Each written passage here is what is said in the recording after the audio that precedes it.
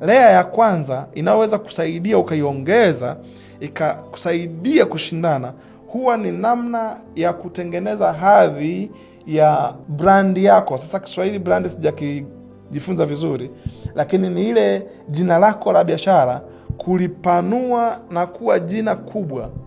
Unakuwa na sababu za kimsingi kabisa za kimakusudi zinazosaidia kukuza jina.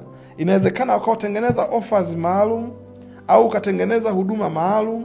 Lengo lake ni kukuza jina la biashara yako, brand identity. Ukishakuza jina la biashara, watu wanaanza kununua kwa kufuata jina, sio bei. Watu wanaanza kununua vitu kwa sababu wanaliamini lile jina la ile biashara. Brand identity ya brandi yako inaanza kuwa kubwa. Watu wanaanza kuiamini brandi kuliko kuiamini bidhaa au price ya mtu mwingine anayeuza.